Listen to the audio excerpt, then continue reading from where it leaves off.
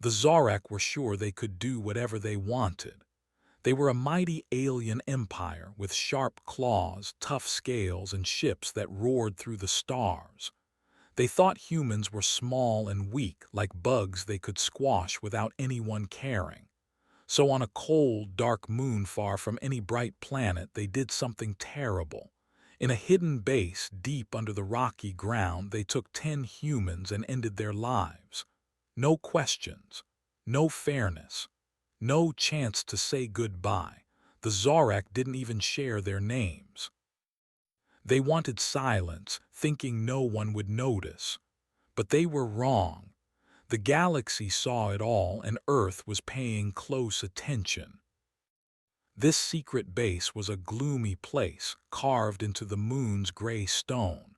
It had tall metal doors and dim lights that buzzed softly. The Zorak used it to hide things they didn't want others to know about. They brought the 10 humans there in chains, their faces scared but brave. These weren't soldiers or spies, just regular people with families and dreams.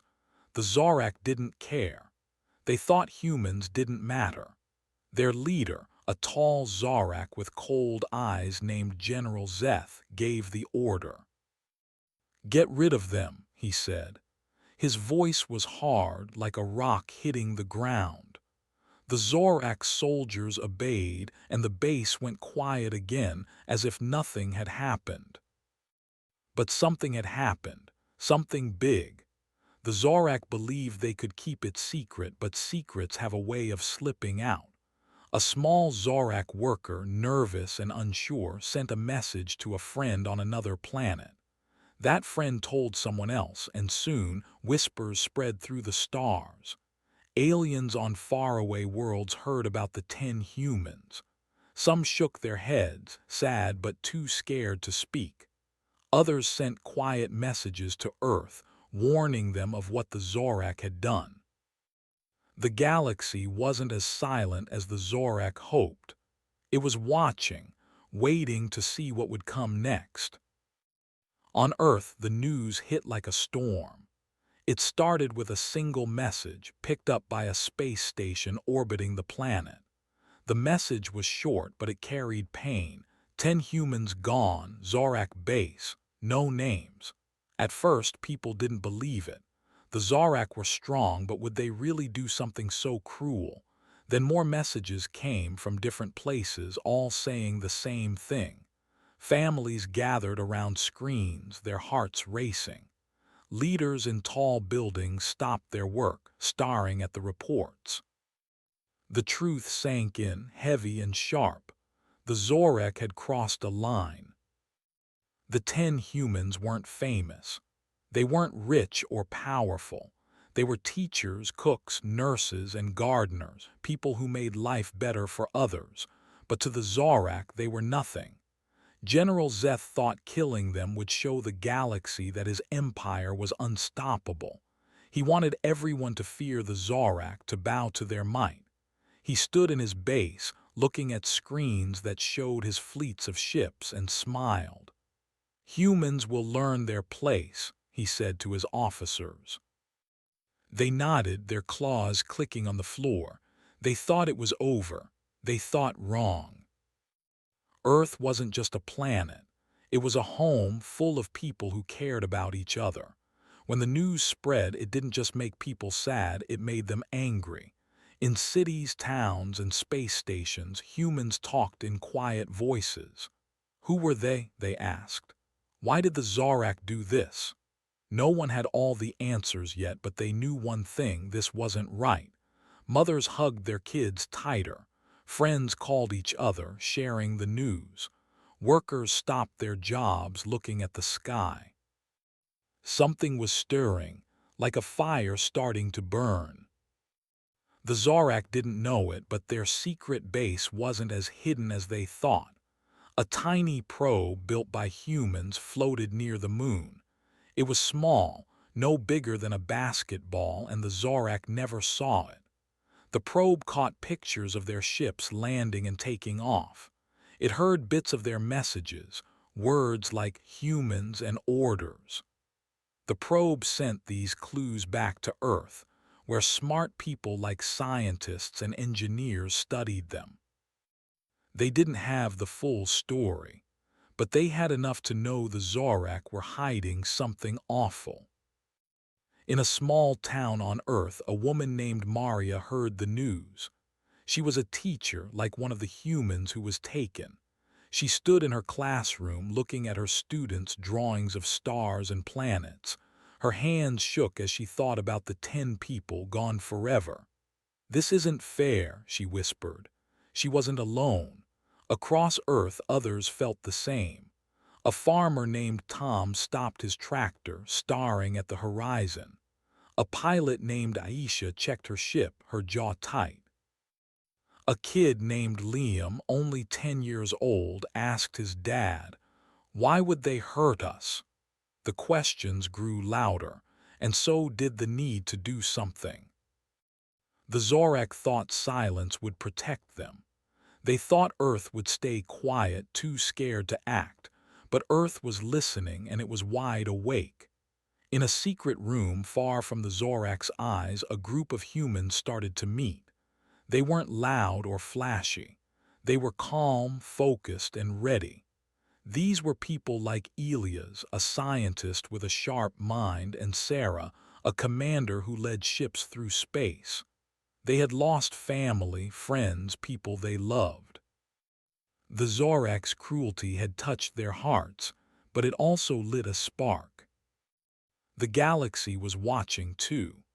Aliens on other planets sent quiet messages to Earth, offering help. Some were afraid of the Zorak, but others were tired of their bullying. A trader from a blue planet sent a map of Zorak bases. A mechanic from a dusty world shared secrets about their ships. These small acts of courage added up, like drops of water becoming a river. The Zorak didn't know it, but they had made enemies everywhere, not just on Earth. General Zeth sat in his base, unaware of the storm he had started. He looked at his officers, their faces proud. "The humans will do nothing," he said. "They're too weak." His voice echoed in the cold room, but it didn't reach the stars. Outside, the galaxy was buzzing with whispers. Planets talked to each other, sharing the story of the 10 humans. Some aliens were curious, wondering what Earth would do. Others were nervous, knowing the Zorak's power. But all of them felt something was coming. On Earth, the spark was growing into a flame. People didn't march in the streets or shout angry words. They worked quietly, planning in hidden places. Scientists like Elias studied the probe's pictures, looking for clues. Commanders like Sarah checked their ships, making sure they were ready. Hackers like Zara started digging into Zorak computers, finding weak spots. These humans weren't loud, but they were strong. They knew the Zorak had hurt them and they weren't going to let it slide. The Zorak base on the moon stayed quiet, its metal walls hiding the truth. General Zeth walked its halls, his claws clicking on the floor. He thought his plan had worked. He thought the galaxy would forget the 10 humans. But he didn't know about the probe, the whispers, or the meetings on Earth. He didn't know about the anger in Maria's classroom, Tom's field, Aisha's cockpit, or Liam's heart. He didn't know the galaxy was watching, waiting for Earth to answer. The 10 humans were gone, but their story was. Their names might have been hidden, but their lives mattered. They were the reason Earth was listening, the reason people were planning. The Zorak thought they could act and walk away, leaving only silence. But silence doesn't last forever. It breaks, like a dam giving way to a flood. The Zorak had started something they couldn't control. Earth was awake, and it was ready to show the galaxy what humans could do. The bad thing had happened, but it wasn't the end. It was the beginning. The Zorak's secret base, their cruel choice, their cold orders, they all set something in motion. General Zeth and his soldiers thought they were safe, far from Earth's reach. They thought humans were too small to matter, but the galaxy knew better. It saw the pain, the loss, and the spark it created. Earth wasn't silent. It was listening, planning, and waiting. The Zorak's mistake would cost them, and soon they'd learn just how wrong they were. The 10 humans the Zorak took were not just random people. Each one had a story, a life, and someone who loved them deeply. These weren't strangers with no one to notice they were gone. They were important to people who had power, skills, and hearts full of determination. The Zorak thought they could erase these humans and no one would care. They were so wrong. Every single one of those 10 had someone ready to fight for them. Let's meet these humans and the people who cared about them. First, there was Leela. She was a young woman with bright eyes and a big laugh. Leela loved to draw pictures of stars and planets. She wasn't famous, but she was special to her older brother, Dr. Elias Carter. Elias was a scientist who worked on Earth's biggest space lab. He built machines that could talk to faraway planets and figure out secrets about the universe. When Leela was taken, Elias stopped his work. His heart hurt, but his mind was sharp. He swore he'd find a way to make the Zorak pay for taking his sister. Elias wasn't just smart. He was clever and brave, and he had friends in high places. Next was Jamal. He was a teacher who told the best stories about Earth's history. Kids loved his classes because he made every lesson feel like an adventure. Jamal had a best friend named Commander Sarah Vega. Sarah led a huge group of spaceships called the Terran fleet. She was tough, with a voice that could make anyone listen. When she heard Jamal was gone, her face went still, but her eyes burned with anger. Sarah wasn't just a leader. She was like a sister to Jamal. She promised herself she'd bring him back, or make the Zorak regret their choice. Then there was Mia, a girl who fixed broken machines like they were puzzles. She could take apart a robot and put it back together faster than anyone.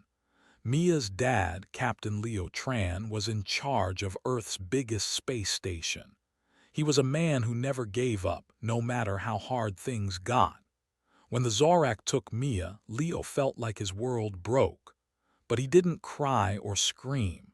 Instead, he started planning. He knew every corner of space and had ships ready to move. Mia was his only child, and he'd do anything to protect her. Another human was Alex, a cook who made the best food in the galaxy. His soups and cakes were so good that even aliens loved them. Alex had a cousin named Zara who was a hacker. Zara could sneak into any computer system without anyone knowing. She was quiet but fierce, and she loved Alex like a brother. When she found out he was gone, her fingers flew across her keyboard. She started digging into the Zorak's secrets, finding things they didn't want anyone to know. Zara wasn't going to let her cousin disappear without a fight. There was also Priya, a nurse who helped sick people feel better. She had a warm smile and a kind heart. Priya's older sister, Admiral Nia Patel, was a leader in Earth's Space Navy. Nia was known for being calm even in the middle of a battle, but when she heard about Priya, her calm broke. She called her best pilots and started making plans. Nia wasn't just fighting for her sister. She was fighting for everyone the Zorak had hurt.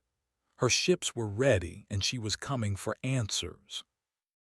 Another person was Diego, a builder who made houses and schools on new planets. He was strong and always had a joke to share. Diego's wife, Dr. Sofia Alvarez, was a doctor who studied alien plants to make new medicines. When Diego was taken, Sofia's world turned upside down. She didn't just sit and wait, though. She used her lab to create tools that could help find him. Sophia was smart and stubborn, and she wasn't going to let the Zorak win. Then there was Aisha, a pilot who flew tiny ships through dangerous asteroid fields. She was fearless and always smiling, even in tough times. Aisha's best friend was General Marcus Lee, a man who led Earth's ground soldiers. Marcus was big with a loud laugh, but he was serious when it came to protecting people. When Aisha disappeared, Marcus called his troops together. He wasn't going to let his friend stay in the Zorak's hands.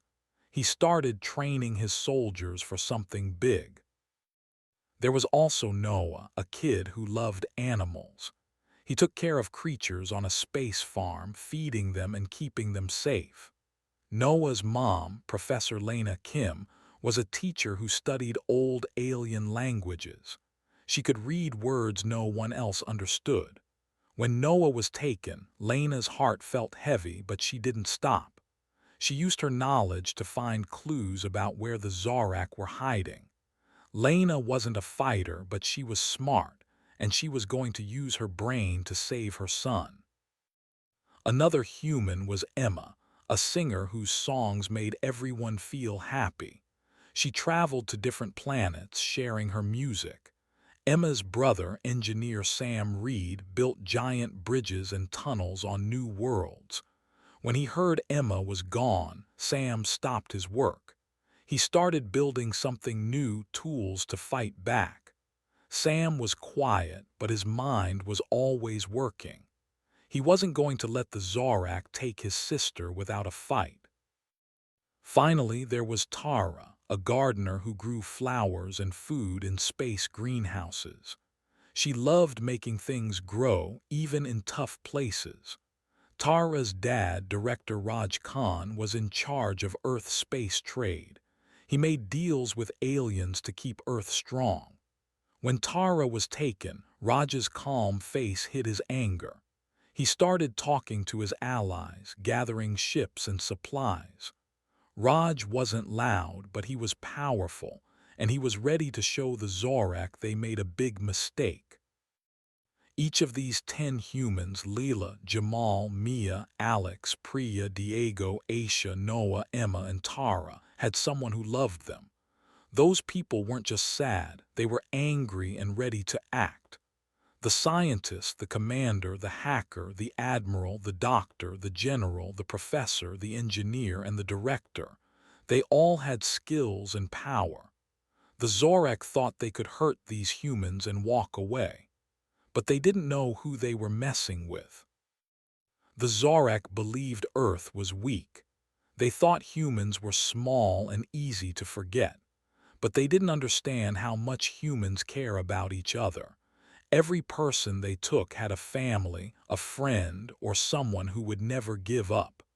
These weren't just 10 lives.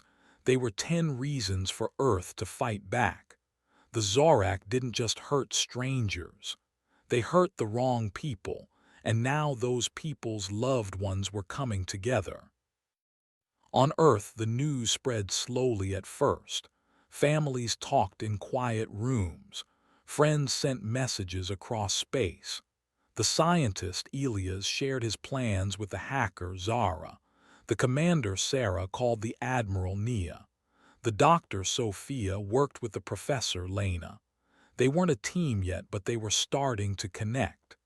Each one had a reason to fight, and each one had a skill to use. The Zorak didn't know it, but they had just woken up a sleeping giant. The humans who were taken weren't soldiers or leaders. They were regular people with big hearts. Leela loved to draw, Jamal told stories, Mia fixed things, Alex cooked, Priya healed, Diego built, Aisha flew, Noah cared for animals, Emma sang, Tara grew plants. They weren't famous, but they were loved. And that love was stronger than anything the Zorak could understand. It was a fire that wouldn't go out. The Zorak thought they could scare humans by taking these 10 people. They thought Earth would stay quiet, but they didn't know about Elias, the scientist with a brilliant mind. They didn't know about Sarah, the commander with a fleet of ships. They didn't know about Zara, the hacker who could break their systems. They didn't know about Nia, the admiral who never lost a battle. They didn't know about Sophia, the doctor who could outsmart them. They didn't know about Marcus, the general with an army. They didn't know about Lena, the professor who could find their secrets. They didn't know about Sam, the engineer who could build anything. They didn't know about Raj, the director who could move whole planets to act. These 10 humans were the spark. Their loved ones were the flame. Together, they were going to show the Zorak that Earth wasn't weak. The Zorak thought they could hurt people and get away with it. They thought no one would care. But they were wrong. The galaxy was watching and Earth was ready to answer. The fight was just beginning, and it was going to be bigger than the Zorak could ever imagine. The Zorak thought they had won when they took the 10 humans. They believed Earth would stay quiet, too scared to fight back. But humans don't give up easily. Instead of crying or shouting, they started to act. Not with loud battles or big speeches, but with quiet, clever moves. A Zorak ship vanished one day. A supply station stopped working the next. No guns were fired. No messages were sent. At first, the Zorak didn't take it seriously. They laughed, thinking it was nothing. But something big had begun, and they didn't even know it. It started with a single Zorak scout ship. The ship was small, buzzing around a dusty asteroid field near a faraway star. It was there to spy on human trade routes. One morning, it didn't send its usual report. The Zorak commanders waited, but no signal came. They sent another ship to check. When it arrived, there was nothing, no wreckage, no pieces, just empty space. The Zorak shrugged it off. Maybe it was a mistake, they thought. Maybe the ship broke down. But deep down, a few of them started to wonder. Humans were behind this, though no one could prove it yet. A few days later, a Zorak supply station went dark. This wasn't just any station. It was a big one full of food, fuel, and tools for their fleet. It floated near a green planet, always busy with ships coming and going. One night, every light on the station turned off. The machine stopped humming. The workers inside couldn't open doors or send messages. It was like the whole place froze. The Zorak sent repair teams, but when they got there, everything was back to normal. The station worked again, but some supplies were missing. Not a lot, just enough to notice. The Zorak laughed nervously. "It's just a glitch," they said, but it wasn't a glitch. It was humans. These small acts weren't accidents. They were careful plans. Humans didn't want to start a big war, not yet. They wanted the Zorak to feel uneasy, to look over their shoulders. On Earth, people like Elias the scientist and Zara the hacker were working together. Elias used his knowledge of space to find weak spots in Zorak ships. Zara slipped into their computers, changing tiny things like turning off a station's power for a few hours. They didn't leave clues. They didn't brag. They just kept moving, like shadows in the dark. Another Zorak ship went missing a week later. This one was bigger, a cargo ship carrying metal for their weapons. It was traveling through a quiet part of space, far from any planet. The crew sent a message saying they saw a strange flash of light. Then nothing, no distress call, no debris. It was gone like it never existed. The Zorak started to talk among themselves. "Is it pirates?" they asked. "Or maybe a storm in space?" But their leaders knew better. Pirates don't vanish without a trace. Storms don't pick one ship and leave others alone. This was something else. Humans kept going. A Zorak communication tower stopped working one day. This tower was important. It sent signals to their ships across the galaxy. Without it, some Zorak fleets couldn't talk to each other. The tower didn't break, it just went silent for a whole day. When the Zorak fixed it, they found nothing wrong. No damage, no signs of an attack, but the delay caused problems. Ships got lost. Orders didn't reach their destinations. The Zorak were starting to feel frustrated. They didn't know who was doing this, but they were beginning to guess. On Earth, more people joined the effort. Sarah, the fleet commander, sent out tiny ships, too small for Zorak scanners to notice. These ships didn't fight. They watched, waited, and sometimes made things disappear. One of Sarah's pilots, a young woman named Riley, was especially good at this. Riley could fly her ship through tight spaces, like between asteroids or near enemy stations. She'd get close, drop a device that jammed Zorak signals, and slip away. No one saw her. No one knew she was there. But the Zorak felt the results. Another move came from Sam, the engineer. He built a special tool, a small robot that could attach to Zorak ships. These robots were tiny, no bigger than a soccer ball. They didn't explode or shoot. They just stuck to the ship's hull and messed with its systems. One robot could make a ship's navigation fail, sending it off course. Another could drain a ship's power, leaving it floating helplessly. Sam's robots were so small that the Zorak didn't notice them at first. By the time they did, dozens of ships were having problems. The Zorak tried to figure out what was happening. They sent out more patrols, thinking they could catch whoever was doing this, but the humans were too smart. They didn't strike when the Zorak were ready. They hit when no one was looking. A fuel depot on a cold moon lost power for 3 days. A Zorak training camp found its water tanks empty. Each time there was no proof it was humans. No fingerprints, no tracks. The Zorak started to argue among themselves. Some said it was bad luck. Others whispered it was a curse. But a few began to say the word they didn't want to admit: humans. Back on Earth, the families of the 10 humans were getting stronger. Lena, the professor, used her knowledge of alien languages to decode Zorak messages. She found out where their ships were going and shared the information with Sarah's pilots. Sophia, the doctor, created a gas that could put Zorak guards to sleep without hurting them.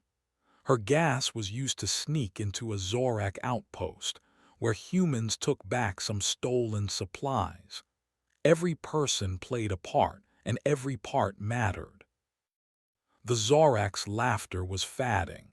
At first they thought these problems were funny, silly little mistakes, but now they weren't so sure. Their ships kept breaking down, their stations kept going dark, their supplies kept shrinking. They sent angry messages to their leaders demanding answers, but the leaders didn't have any. They didn't know how to stop it. They didn't even know where to look. The humans were everywhere and nowhere at the same time.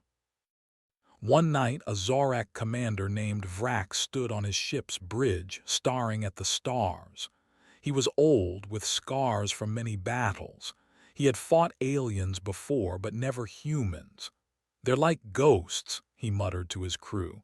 "We can't see them, but they're here." Vrax wasn't scared, not yet, but he was starting to feel something new: doubt. He wondered if taking those 10 humans was a mistake. He didn't say it out loud, but the thought stayed in his mind. The humans didn't stop. A Zorak satellite went offline, cutting off their maps of nearby planets. A transport ship carrying Zorak soldiers landed on the wrong moon, far from its base. A factory making Zorak drones slowed down because its parts didn't arrive.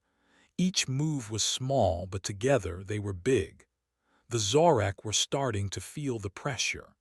They were an empire used to winning, but now they were falling apart little by little. On Earth, the people kept working. Marcus, the general, trained his soldiers to move fast and quiet. He sent teams to Zorak outposts, not to fight but to sabotage. One team painted fake signals on a Zorak radar, making them think an attack was coming. The Zorak sent ships to defend, but no one was there. Another team switched labels on Zorak food crates so their soldiers got the wrong meals. It was almost funny, but it made the Zorak angry and confused. Zara, the hacker, was having her own kind of fun. She broke into a Zorak computer, changing tiny things. One day, she made a Zorak's computer play a human song instead of an alarm.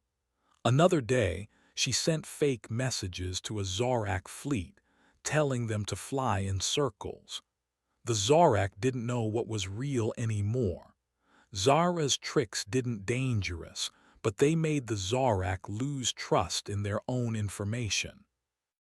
The Zorak didn't know it, but these small acts were just the start. Humans weren't ready for a big fight yet. They were testing, learning, and planning. Every ship that vanished, every station that broke, every signal that failed, it was all a message. Humans were saying, "We're not done, we're watching, we're coming." The Zorak didn't hear it yet, but they were starting to feel it. By the end of the month, the Zorak were no longer laughing. Their commanders held meetings trying to find patterns. They doubled their guards and tripled their systems checks. But it didn't matter. The humans were too quick, too quiet. A Zorak outpost lost its heat in the middle of a snowstorm. A Zorak ship's lights flickered, then died, leaving it cold and dark. The Zorak were starting to realize something. This wasn't luck or glitches. This was revenge. The humans kept their work secret. No one bragged. No one took credit. On Earth, the families of the 10 humans, Layla, Jamal, Mia, Alex, Priya, Diego, Aisha, Noah, Emma, and Tara, knew their loved ones were counting on them. They didn't need big battles to feel strong. Every small victory was a step closer to justice. The Zorak thought they could hurt people and walk away. They were wrong. Something had started, and it was growing bigger every day. The Zorak had been so sure of themselves. They thought humans were weak and would stay quiet after they took the 10 people. For a while, they didn't pay attention to the small problems popping up. A missing ship here, a broken station there, it seemed like nothing. But one Zorak leader, Commander Vrax, started to notice something strange. He read reports every day and the problems were adding up. They weren't just accidents. There was a pattern, like pieces of a puzzle coming together. Vrax realized this wasn't random. It was a plan. The humans weren't scared. They were getting ready. Vrax was old, with gray scales and sharp eyes. He had fought many battles and led the Zorak to victories across the stars. He wasn't the kind to panic, but now he felt a chill. He sat in his command room, a dark space filled with glowing screens. The reports kept coming. Another ship lost contact, a factory stopped working, a signal tower went silent. Each one seemed small, but together they told a story. Vrax leaned back in his chair, his claws tapping the table. "This is no coincidence," he said to himself. "The humans were doing this." The Zorak had laughed at first. Their soldiers made jokes about clumsy humans who couldn't fight back, but the laughter was fading. On one of their biggest bases, a power grid failed for 2 hours. Lights went out, doors wouldn't open, and machines stopped. The Zorak fixed it, but they found no reason for the failure. It was like someone had flipped a switch and walked away. Vrax read the report and frowned. He knew machines didn't just break like that. Someone was behind it, and he was starting to guess who. Another report came from a faraway moon. A Zorak outpost there sent a message saying their food supplies were wrong. Crates labeled meat were filled with plants. Boxes meant for water held sand. The soldiers were hungry and confused. They checked their records, but everything seemed normal. No one could explain it. Vrax stared at the message, his mind racing. This wasn't a mistake. Someone had changed the supplies on purpose. He pictured humans sneaking in, swapping labels, and slipping away. The thought made his scales itch. Vrax called a meeting with his top officers. They gathered in a round room with a big table. The air was heavy and no one spoke at first. Vrax stood tall, his voice steady but firm.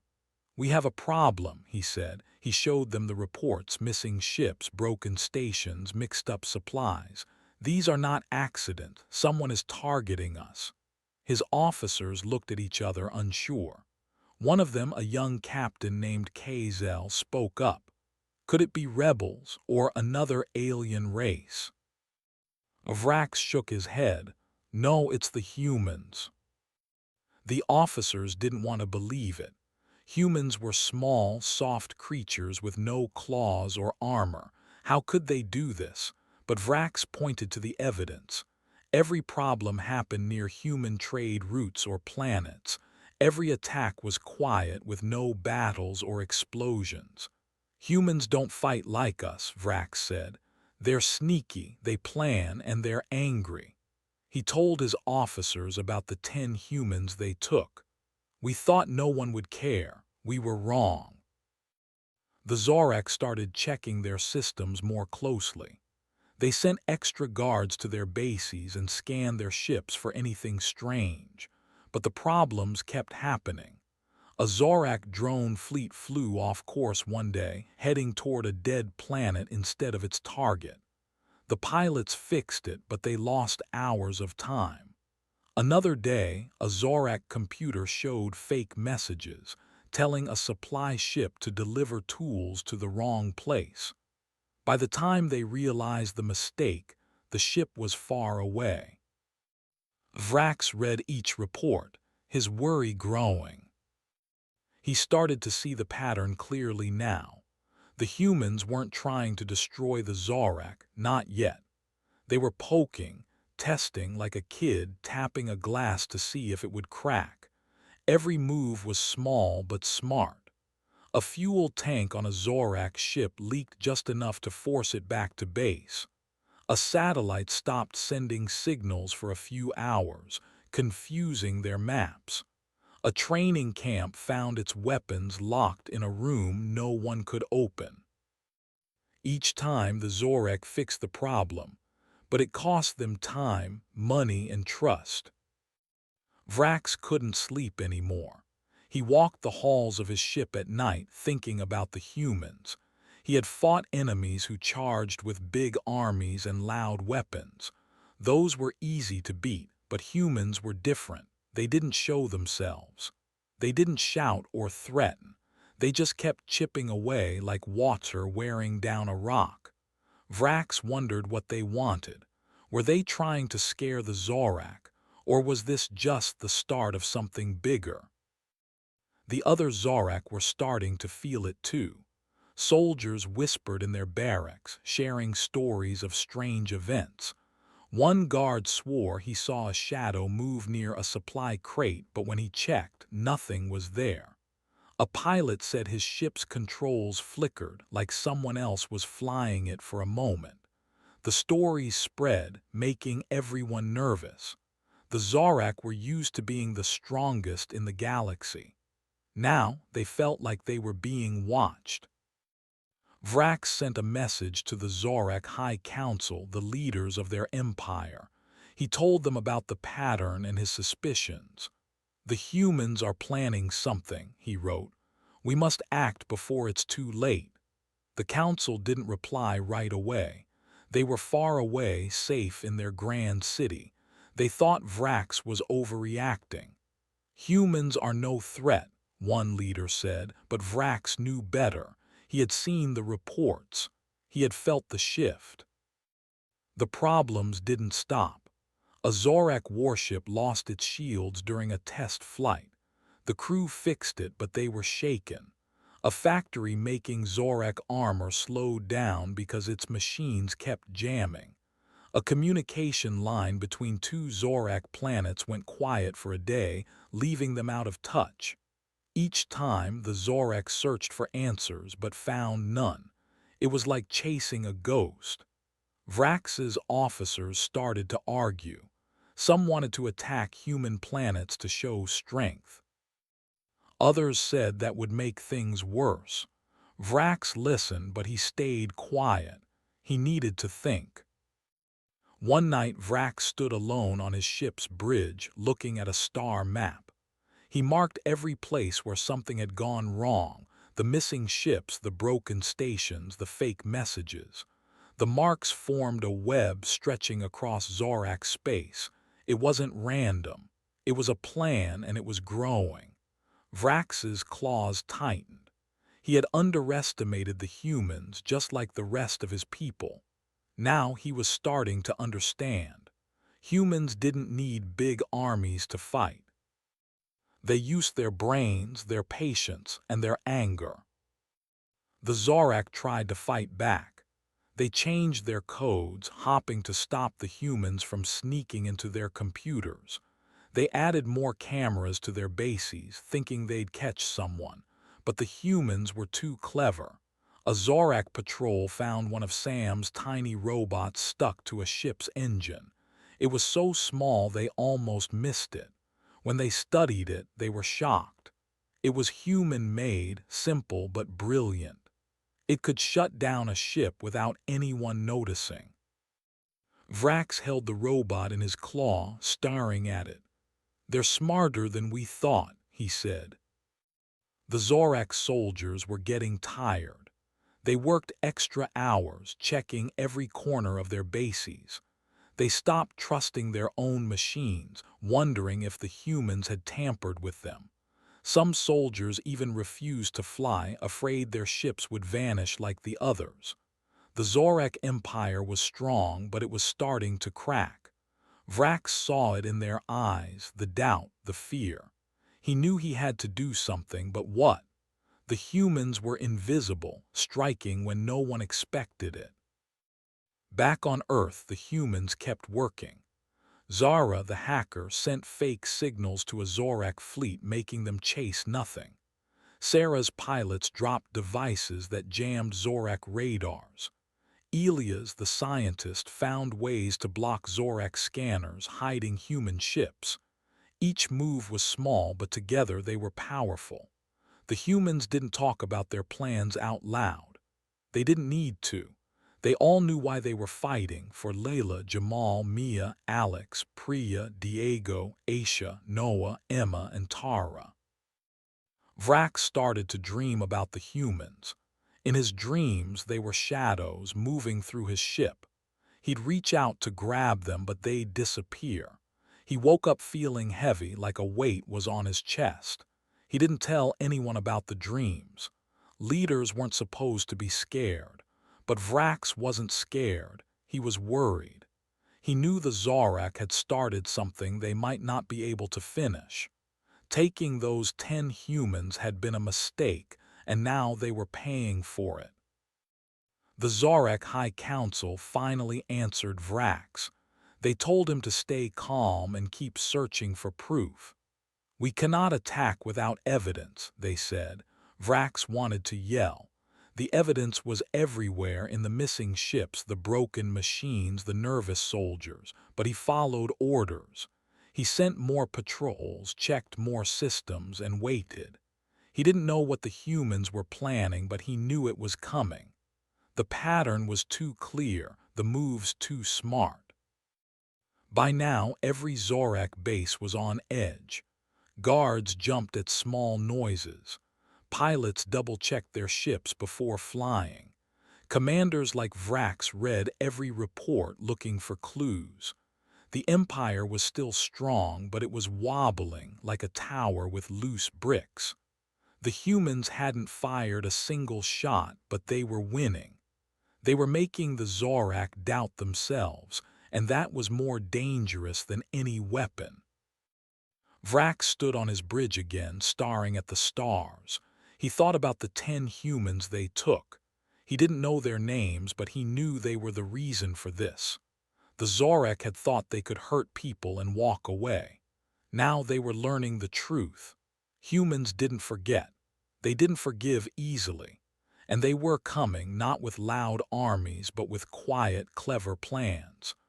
Vrax didn't know what was next, but he knew one thing. The humans were ready, and the Zorak were not. Back on Earth, something big was happening, but nobody outside knew about it. In a plain building with no signs or lights, a group of people met in secret. There were no flags waving, no crowds cheering, no cameras flashing. Just a quiet room with a locked door. These weren't strangers. They were leaders, thinkers, and fighters who had lost someone they loved to the Zorak. Their hearts were heavy, but their minds were clear. They weren't there to talk or argue. They were there to make a plan to win. The room was simple, with a long table and chairs. No fancy decorations, no big screens. Just a map of the galaxy spread out, marked with dots for Zorak planets and ships. Around the table sat people like Elias, the scientist who lost his sister Layla, Sarah, the fleet commander who lost her friend Jamal, and Nia, the admiral who lost her sister Priya. There was Zara, the hacker who lost her cousin Alex, and Marcus, the general who lost his friend Aisha. Sophia, the doctor who lost her husband Diego, sat next to Lena, the professor who lost her son Noah. Sam, the engineer who lost his sister Emma, was there along with Leo, the captain who lost his daughter Mia, and Raj, the director who lost his daughter Tara. Each one had a reason to be there, and each one was ready to fight. Nobody spoke at first. They looked at the map, their faces serious. The air felt heavy like before a storm. Elias broke the silence. "The Zorak think we're weak," he said. "They took our families and laughed, but we're not done. We're just starting." Everyone nodded. They knew the Zorak had hurt them, but they also knew humans don't give up. This meeting wasn't about feeling sad. It was about making a plan so smart the Zorak wouldn't see it coming. Sarah leaned forward, her voice strong. "We've already hit them where it hurts," she said. "Their ships are disappearing. Their stations are breaking. They're starting to worry." She pointed to the map, showing spots where humans had struck. A missing cargo ship here, a silent tower there. "But this is just the beginning. We need to do more, bigger, smarter, but still quiet." The others agreed. They didn't want a loud war with big battles. They wanted to outsmart the Zorak piece by piece. Zara, the hacker, raised her hand. "I've been inside their computers," she said. "I can mess with their messages, their maps, even their money, but we need to hit them all at once so they can't keep up." Her eyes sparkled with ideas. Zara was young, but her skills were sharp. She had already made Zorak ships fly in circles and stations go dark. Now she wanted to do more. The group listened, knowing her tricks could change everything. Elias had his own plan. "The Zorak rely on their machines," he said. "Their ships, their bases, everything runs on power. I can build a device to shut down their systems from far away. Not forever, just long enough to scare them." He sketched a small box on a piece of paper, showing how it could send a signal to freeze Zorak tech. The others leaned in, amazed. Elias wasn't just a scientist. He was a dreamer who could make impossible things real. Nia, the admiral, spoke next. "My ships are ready," she said. "But we won't fight like the Zorak expect. We'll use small, fast ships to slip in, strike, and leave before they know we're there." Nia had fought in space before, and she knew how to win without losing lives. Her plan was to hit Zorak's supply lines, taking their food, fuel, and tools. Without supplies, the Zorak would weaken fast. Marcus, the general, added his ideas. "My soldiers can sneak onto Zorak bases," he said. "We won't fight. We'll take their weapons, lock their doors, and walk away. They'll be too confused to chase us." Marcus's teams were trained to move like shadows, quiet and quick. He wanted to make the Zorak feel helpless, like they couldn't trust their own homes. Sophia, the doctor, had a different kind of plan. "I've made a gas that puts people to sleep," she said. "It's safe but strong. We can use it to get past Zorak guards without hurting them." Her gas could let humans sneak into bases, take what they needed, and leave without a fight. Sophia's heart hurt for Diego, but her mind was focused. She wanted to help without starting a war. Lena, the professor, held up a notebook. "I've studied Zorak words," she said. "I can read their secret messages. I know where their leaders are and what they're planning." Lena's knowledge was like a key, unlocking doors the Zorak thought were hidden. She could tell the group where to strike and when to hide. Her son Noah was gone, but her work would help bring him back. Sam, the engineer, tapped the table. "I'm building robots," he said. "Tiny ones that can crawl into Zorak ships and break things. They're so small no one will see them." Sam's robots were already causing trouble, making Zorak engines fail and lights go out. Now he wanted to make more, enough to swarm their bases like ants. His sister Emma was his reason to keep going. Leo, the captain, spoke softly but firmly. "My space station has ships and supplies," he said. "We can use it as a base to send out teams. No one will know we're there." Leo's station was far from Earth, hidden in a quiet corner of space. It was the perfect place to plan and move without the Zorak noticing. His daughter Mia was his strength, and he was ready to lead. Raj, the director, was the last to speak. "I talked to other planets," he said. "I can get them to help us, maybe not with ships, but with information and supplies." Raj had friends across the galaxy, aliens who didn't like the Zorak. He could convince them to share secrets or block Zorak trade. His daughter Tara was his fire, and he was ready to use his power to burn the Zorak's plans. The group looked at each other, their ideas coming together like a puzzle. They weren't just a team, they were a family, united by loss and hope. Each person had a skill, a piece of the plan. Elia's devices, Zara's hacks, Nia's ships, Marcus's soldiers, Sophia's gas, Lena's words, Sam's robots, Leo's station, Raj's allies. They all fit together. The Zorak thought they could hurt humans and walk away. They didn't know what was coming. The meeting went late into the night.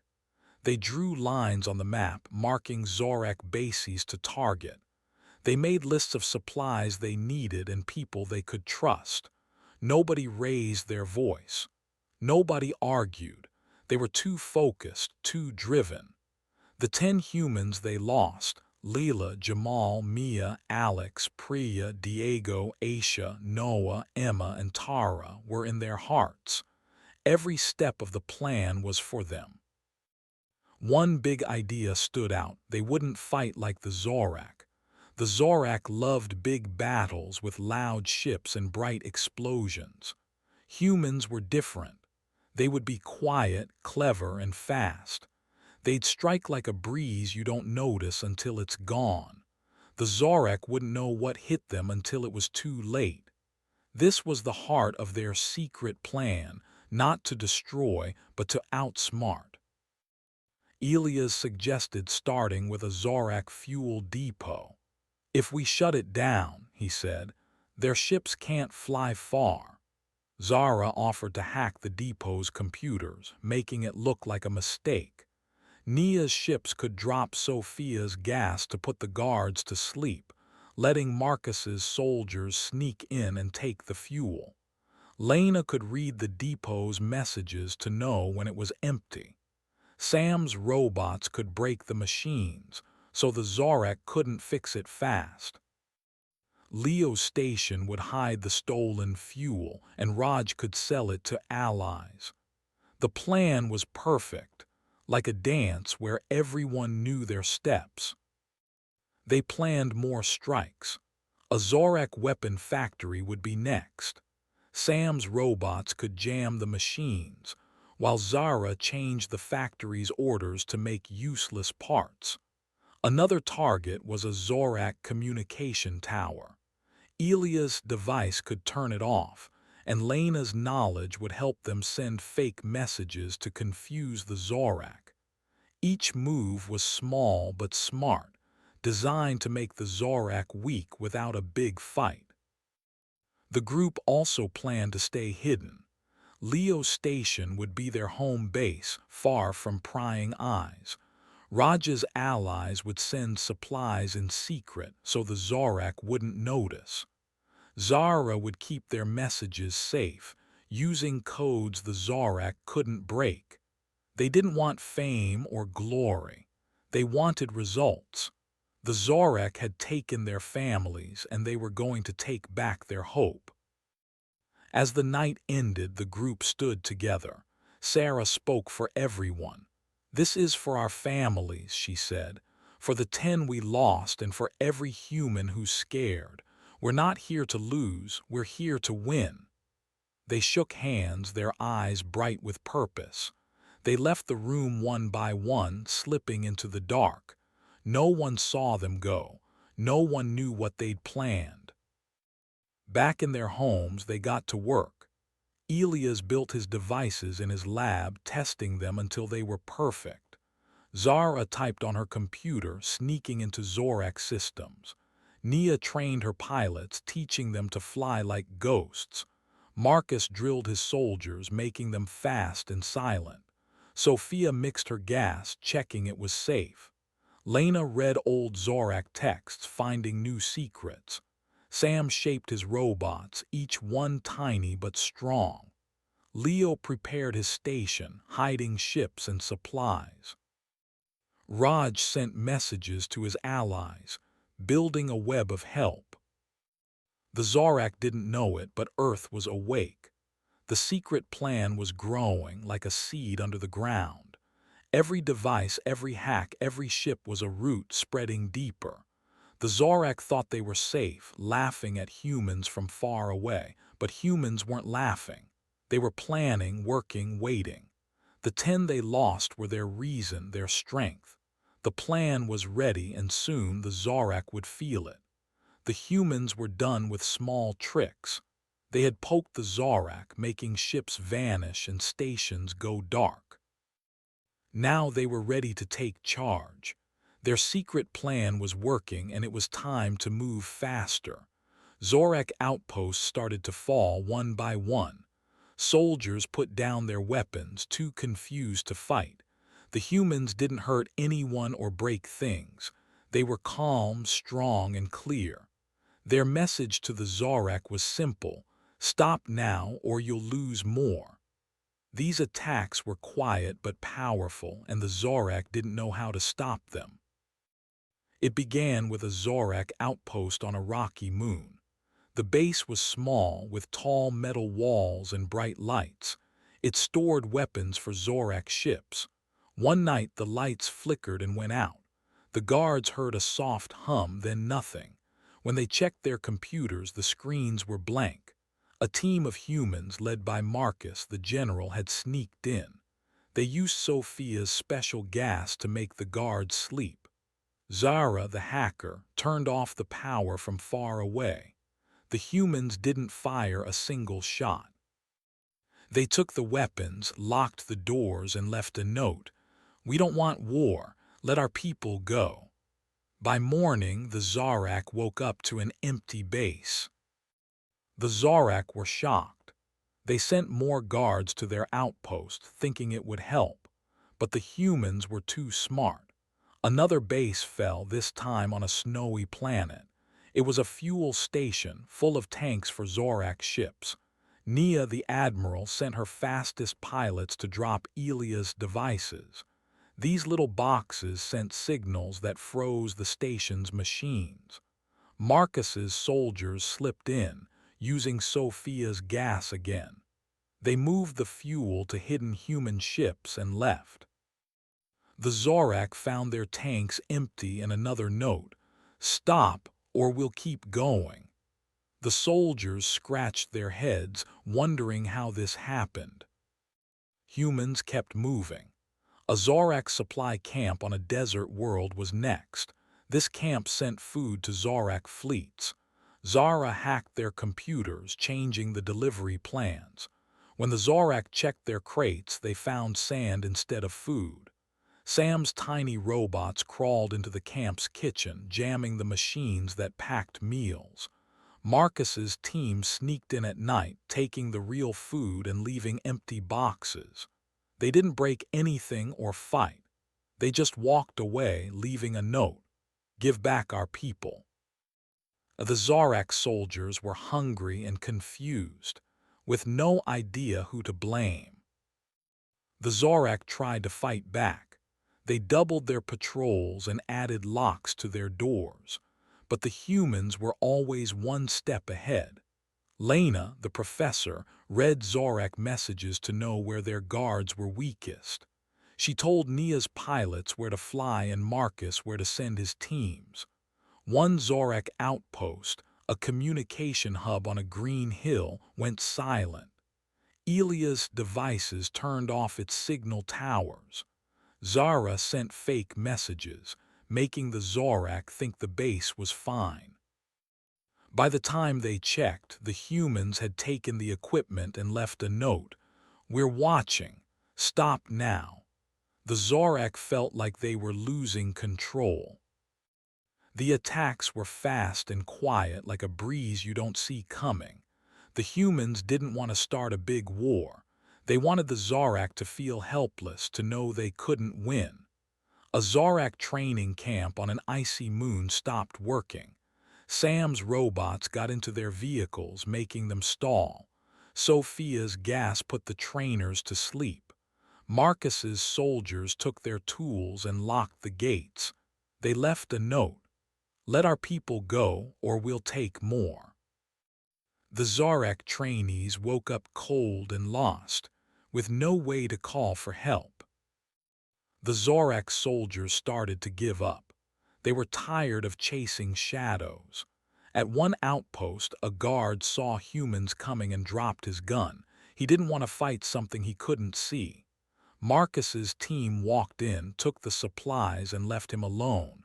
They didn't yell or threaten. They were calm, like they knew they'd win. The guard told his friends, and the story spread. More soldiers stopped fighting. They saw the notes, the empty bases, and the human strength. They didn't want to keep losing. The humans kept going. A Zorak factory making drones shut down one day. Sam's robots clogged the machines, and Zara changed the orders so the factory made broken parts. Nia's pilots flew overhead, dropping Elia's devices to freeze the power. Marcus's team took the drones and left a note: "This is your last warning." The Zorak workers stood outside, staring at their quiet factory. They didn't know how to fix it or who to call. Their leaders were far away, and the humans were everywhere. Leo, the captain, helped from his space station. He hid the stolen supplies, fuel, food, weapons, in secret rooms. His station was far from Zorak eyes, a safe place for humans to plan. Raj, the director, sent messages to alien friends asking for help. Some sent extra food or tools, others shared Zorak secrets. The humans weren't alone. Their plan was growing and their team was strong. They worked like a family, each person doing their part for the 10 they lost. Leela, Jamal, Mia, Alex, Priya, Diego, Aisha, Noah, Emma, and Tara. The Zorak were falling apart. Their outposts were empty, their soldiers scared. They tried to fix things, but the humans were too fast. A Zorak shipyard lost its power one night. Elia's devices turned off the lights and Zara locked the computers. Marcus's team took the ship parts and left a note. "We don't want to hurt you. Let our people go." The Zorak workers woke up to a silent yard, their tools gone. They argued, blaming each other. Their confidence was cracking. Another Zorak base, a radar station on a windy cliff, went dark. Lena told the humans when the guards changed shifts. Nia's pilots dropped Sophia's gas, making everyone sleep. Sam's robots broke the radar dishes and Marcus's team took the maps. They left a note: "Stop now or lose everything." The Zorak woke up to a quiet station, their screens blank. They sent messages to their leaders, but no help came. They were starting to feel alone. The humans didn't celebrate. They stayed focused, working from Leo Station and hidden bases. Sarah, the fleet commander, sent her pilots to watch Zorak ships. If a ship got too close to a human planet, Elia's devices made it drift off course. Zara hacked its radio, playing a human song instead of orders. The Zorak pilots were confused, turning back to their bases. The humans didn't fight. They just pushed the Zorak away, quietly showing their strength. The Zorak leaders were angry but scared. They held meetings, shouting about the humans. They wanted to attack, but their ships were low on fuel, their bases low on food. Their soldiers didn't trust their own equipment, afraid it would fail. The notes left by humans were everywhere, simple words that echoed, "Stop now." The Zorak didn't know how to answer. They were an empire used to winning, but now they were stumbling. One Zorak outpost, a mining camp on a red planet, gave up without a fight. The workers saw Marcus's team coming and opened the gates. They were tired, hungry, and didn't want trouble. The humans took the mined metal used for Zorak ships and left a note: "Thank you for not fighting. Let our people go." The workers sat quietly, watching the humans leave. They told their friends, and more Zorak started to think, maybe fighting wasn't worth it. The humans kept their attacks gentle but firm. They didn't want to destroy the Zorak, they wanted justice. A Zorak water plant stopped working one day. Sam's robots clogged the pipes and Zara turned off the pumps. Marcus's team took the clean water and left a note: "We're not your enemies, free our people." The Zorak found their tanks dry, their throats parched. They fixed the plant, but it took days. They were starting to understand. The humans weren't going away. Nia's pilot struck a Zorak supply ship next. It was carrying clothes and blankets for Zorak soldiers. Elia's devices made the ship's engines stall, and Sophia's gas put the crew to sleep. Marcus's team took the cargo and left a note: "We don't want war, give us our families." The Zorak crew woke up to an empty ship, drifting in space. They called for help, but their leaders were too busy with other problems. The humans were winning, one quiet step at a time. The Zorak soldiers talked in whispers now. They shared stories of bases falling, of notes left behind. Some thought the humans were ghosts, impossible to catch. Others thought they were smarter than any enemy the Zorak had faced. The notes were simple, but they carried weight. "Stop now or lose more." The soldiers didn't know what more meant, but they were starting to fear it. Their empire was shaking, and the humans were the reason. Back at Leo Station, the humans planned their next moves. They sat around a table looking at maps and reports. Zara showed them Zorak messages she'd hacked, full of worry and confusion. Lena shared secrets about Zorak bases found in old texts. Elias tested his devices, making them stronger. Sophia mixed more gas, enough for bigger targets. Sam built more robots, tiny but tough. Nia trained her pilots, Marcus drilled his soldiers, and Raj reached out to more allies. They were a team, driven by love for the 10 they lost. The Zorak didn't know how to stop this. Their outposts kept falling, their soldiers kept giving up. The humans didn't need big armies or loud weapons. They used brains, heart, and patience. Each attack was a message, clear and strong. We're here, we're not scared. Let our people go. The Zorak were learning a hard lesson. Humans were not weak.